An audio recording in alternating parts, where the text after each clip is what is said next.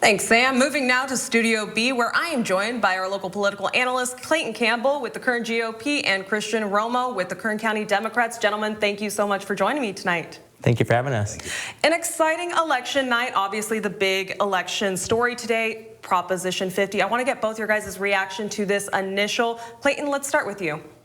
Well, Proposition 50 is a travesty. The state of California enacted a bipartisan commission that was part of our constitutional system to theoretically come up with more even districts. Now, even that was, our districts were heavily gerrymandered for Democrats. We have about 40% of the vote going to President Trump, statewide Republican candidates, but we get about 17% of the representatives in Sacramento and in Washington. And Gavin Newsom didn't think that that was enough. He wanted to squeeze more Democrat seats out of the voters in California. And so what we get is Prop 50, which is going to essentially eliminate representation for 40% of the people in this state. Christian, obviously we're seeing the vote, though. It seems like Californians are in favor of this. Yeah, a majority of Californians and then some. I know Clayton said that, that Gavin Newsom is looking for these additional seats, but really this started with Texas.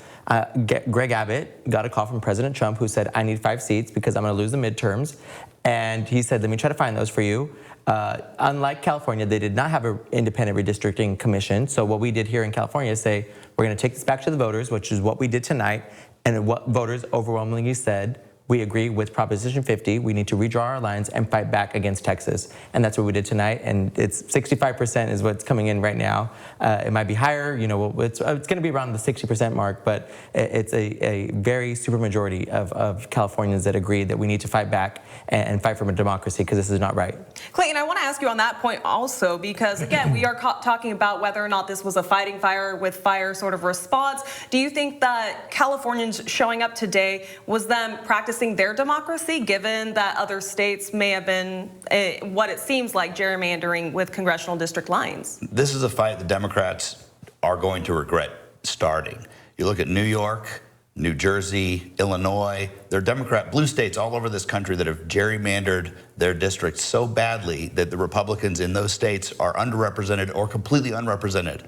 States like Texas and Florida, other Republican states are far more fairly districted. And so Texas acted in response to Massachusetts, New York, Illinois, and California. And then Gavin Newsom is pretending that now he's responding to Texas. This is Gavin Newsom trying to show national Democrats that he's the leader against Donald Trump so that he can try to run for president in 2028. That's all this is. And it's an absolute joke to think that this is a response to Republican redistricting.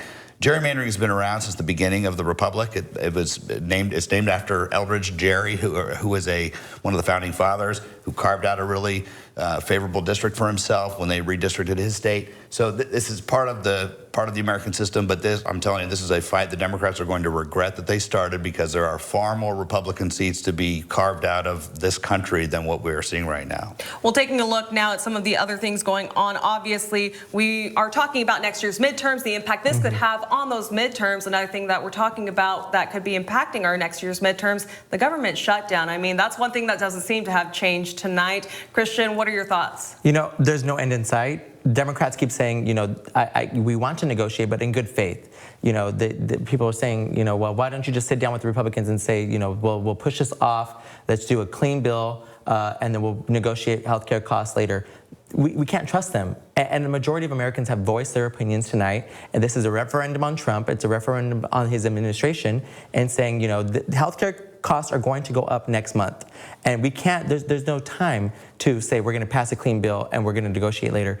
Healthcare costs are going up right now, and across the country, people are saying economics, or cost of living, that is #1 priority. Let's negotiate that right now and open up the government. I had 2,500 people at the opening of the fairgrounds food distribution yesterday.